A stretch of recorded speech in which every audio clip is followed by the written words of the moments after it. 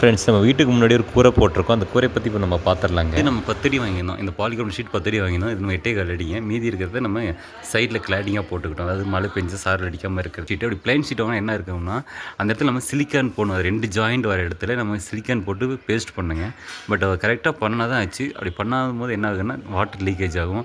ஒவ்வொரு ரோல் வந்து 3 அடி 4 அடி வருங்க ரோல். அப்புறம் நம்ம பார்க்கும்போது 11 அடியில் அந்த ஒரு 3 இடத்துல நமக்கு அந்த ஜாயிண்ட் போகிற மாதிரி வரும். அந்த இடத்துல வாட்டர் லீக்கேஜ் ஆகிறதுக்கு வாய்ப்பு உண்டு. அதனால தான் நம்ம அந்த ப்ரொஃபைல் ஷீட்டுக்கு போயிட்டோம்.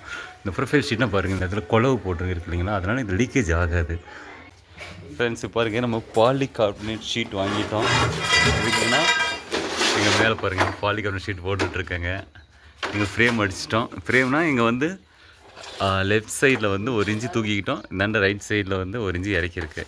எதுக்குன்னா இங்கே வந்து கார்டன் செட்டப் பண்ணலாம் அப்படின்னு சொல்லிட்டுங்க. அதனால் பாலிகார்பனேட் ஷீட்டு போட்டுக்கலாம் அப்படின்னு. மேலே இரும்பு சீட்டு போட்டு என்ன இஷ்யூ ஆகுன்னா, உங்களுக்கு இந்த இலை தண்ணிலாம் பட்டுச்சுன்னா துரு பிடிச்சி போயிடும். அதாவது இந்த ஷீட்டு வந்து இரும்பு ஷீட்டு ப்ரொஃபைல் ஷீட்டு உங்களுக்கு துரு பிடிச்சி போயிடும், ஓட்டை போட்டுரும், ஓட்டை விழுந்துடும். அதனால் பாலிகார்பனேட் ஷீட் போட்டோமா உங்களுக்கு அந்த இஷ்யூ இருக்காது. மேலே உங்களுக்கு இலையை விழுந்தாலும் ஈஸியாக க்ளீன் பண்ணிக்கலாம். இதோட வாரண்டி பார்த்தோம்னா ஒரு 8 to 10 இயர்ஸ் வருங்க. அது இந்த பாலிகார்பனேட் ஷீட். ஆனால் அது நம்ம சொல்ல முடியாது, இரும்பு சீட்டு சொல்ல முடியாது. அது சீக்கிரம் போகிறதுக்கு வாய்ப்பு உண்டு. பட் செடிங்களும் சுட்டுப்படும். அது ஒன்று மெயின் டிஸ்அட்வான்டேஜ்னு பார்த்தோமா, அது ஒன்றுங்க. செடிங்களை அது சுட்டுடும். இதில் வந்து ஹீட் ரெசிஸ்டன்ஸ் இருக்கிறதுனால இது வந்து செடிங்களை சுடுறத கொஞ்சம் அவாய்ட் பண்ணிவிடுங்க.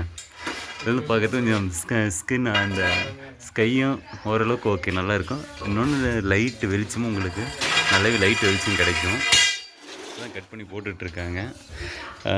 நம்ம கார்டன் அந்த செடி வந்து இது வைக்கலான்னு சொல்லிட்டுங்க. எங்கள் க்ரீப்பர் இதெல்லாம் க்ரீப்பருங்க வச்சிடறான்னு சொல்லிட்டு இந்த க்ரீப்பர் அங்கே நம்ம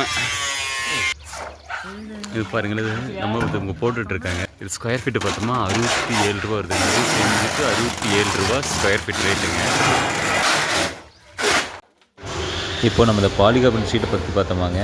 நம்ம வாங்கினது வந்து 90 ஸ்கொயர் ஃபீட்டுங்க. டோட்டலாக 8க்கு 11 அல்லது 90 ஸ்கொயர் ஃபீட் இருந்துச்சுங்க.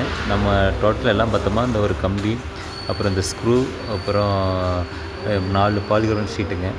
10 அடி லென்த்தில் 4 வாங்கினதுங்க. டோட்டலாக பார்த்தோமா நமக்கு 11,000 ரூபா வச்சுங்க. அப்புறம் இந்த ஃபிட்டிங் பண்ணுறவங்களுக்கு வந்து 1,500 ரூபாங்க. 3 பேர் வந்திருந்தாங்க, அவங்களுக்கு ஒரு 1,500 ரூபா ஆச்சு.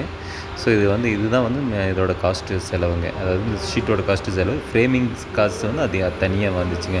அதாவது ஃப்ரேம் வாங்கி நம்ம வெல்ட் அடிச்சது அது தனி காசுங்க. ஸோ மாதிரி மேலே ஏறி நிற்கலாம், நல்லா ஸ்ட்ராங்காக இருக்குது. இது 1.5 mm திக்னஸ்ஸுங்க. உங்களுக்கு பார்க்குறதுக்கு ஒரு நல்ல லுக்காக தெரியுங்க. கீழேருந்து பார்க்கும்போது பார்க்குறதுக்கு ஒரு நல்ல அருமையான லுக்காக இருக்கும். ஸோ அப்புறம் பார்த்தோமோ நம்ம இந்த சைடில் எடுத்துக்கிட்டேங்க. சைடில் வந்து நம்ம வாலில் நம்ம எடுக்கலை, அந்த மேலே ஃப்ரேம் போதுறீங்களா, அந்த ஃப்ரேம்லேருந்து ஒரு எல் ஷேப் போட்டு இங்கே வெல்ட் அடிச்சிக்கிட்டோம். அது ஸ்ட்ராங்காக இருக்குது. இது உங்களுக்கு ஸ்ட்ராங்காக இருக்குங்க. ஸோ அதனால் நம்ம இங்கே சப்போர்ட் கீழேருந்து நம்ம எதுவும் செவத்துலேருந்து எடுக்க தேவையில்லை. அதுலேருந்து நம்ம எடுத்துக்கிட்டோங்க. ஒரு 3 அடி தான் இருக்குது. 3 அடிக்கு ஏற்றனால நம்ம கீழே சப்போர்ட் எடுக்க வேண்டாம். அது ஒரு கவனித்தக்க பாயிண்ட்டுங்க.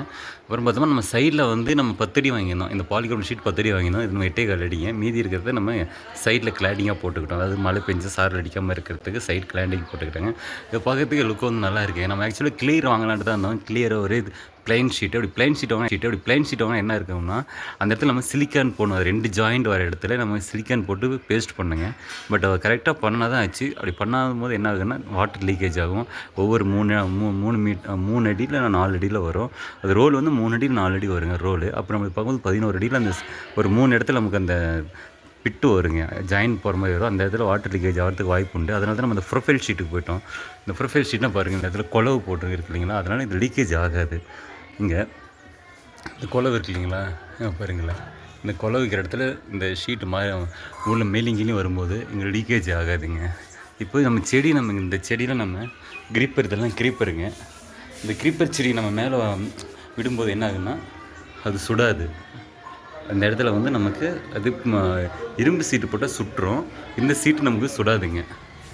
இந்த சீட்டு வந்து நம்ம செடியை சுடாது. ஸோ அதாவது இந்த சீட் நம்ம ப்ரிப்பேர் பண்ணினதுங்க.